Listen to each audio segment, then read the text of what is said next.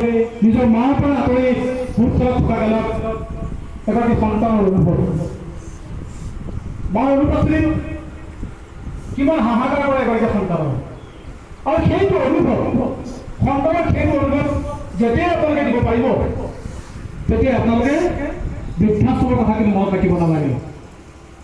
আজি তাৰিখত বাতৰি কাকতৰ বেলেগ মাধ্যমত ইমান ব্যাপকভাৱে বৃদ্ধাশ্ৰমৰ কথা আপোনালোকে শুনিবলৈ পাইছে। যিসকল বৃদ্ধাশ্ৰমত আছে সেইসকলকে সন্তান নাই, সেইসকলে কি হেঁপাহেৰে সপোনেৰে নিজৰ সন্তান ডাঙৰ দীঘল কৰা আছিল, 9 মাহ 9 দিন গৰ্ভত ধাৰণ কৰি কি সন্তানক ডাঙৰ কৰা আছিল? কিয় কিয় কিয় তাৰ পাছত নিজৰ পিতৃ মাতৃক বৃদ্ধাশ্ৰমত ৰাখিব লগা হৈছে? কাৰ ভুল? কাৰ ভুল? আজি তাৰিখত আমি সকলোৱে কম সন্তানৰ ভুল। সন্তানটো পৃথিৱীত জন্ম হয়, সকলো একেই জন্ম হয়। জন্মৰ সময়ত আমি যেনেকৈ সকলোৱে কওঁ যে নামে ফলে সকলোৱে জন্মগ্ৰহণ কৰে আৰু সেইকাৰণে ভগৱানে সকলোকে একেখিনি বস্তু দিয়ে জন্ম দিয়ে। তাৰ পাছত আমাৰ সংস্পৰ্শলৈ আহি আমাৰ সন্তানে যিমানখিনি শিকে সকলো শিকে। যদি ভাল শিকিছে আপুনি ভাল, যদি বেয়া শিকিছে আপুনি বেয়া। কিন্তু এই কথা আমি কোনো মানি ল'ব নিবিচাৰোঁ যে আমাৰ সন্তান বেয়া হোৱাৰ কাৰণে মই দায়বদ্ধ।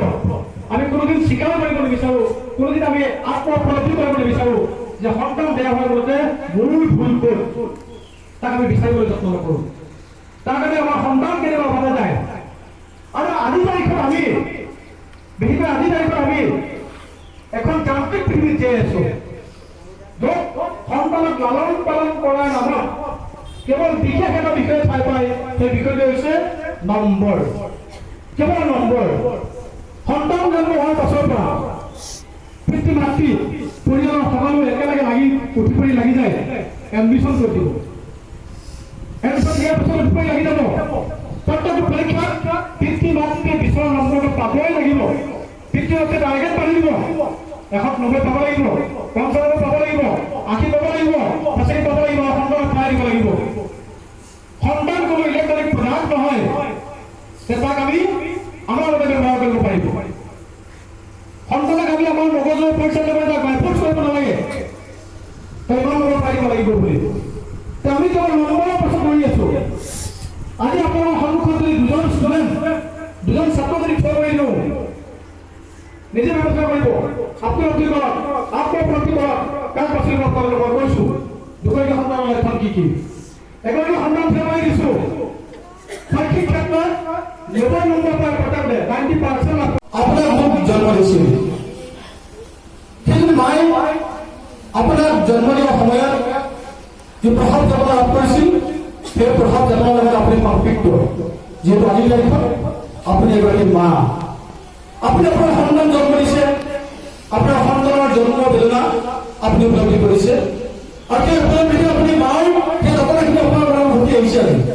কিমান কষ্টৰে আপোনাক মায়ে আপোনাক জন্ম দিছিল। আজি আপুনি আপোনাৰ সন্তানৰ বাবে যিমান চিন্তিত, আপুনি আপোনাৰ সন্তানৰ মানুহ কৰিবৰ বাবে যিমান চিন্তিত, আপোনাৰ মায়েও আপোনাৰ কাৰণে সেই একেখিনি চিন্তা কৰিছিল। আপোনাৰ মায়েও ভাবিছিল আপুনি জন্ম হোৱাৰ পাছত আপুনি ভাল মানুহ হওক, আপুনি প্ৰতিষ্ঠা হওক।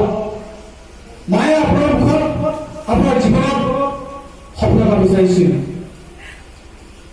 আপুনি মাৰ মনত এদিন ধুলিকৈ ডাঙৰ হৈছিল। মাৰ আঙুলি ধৰি আপুনি থিয় হ'বলৈ শিকিছিল। মাৰ দুহাতত ধৰি আপুনি খোজ চলাবলৈ শিকিছিল।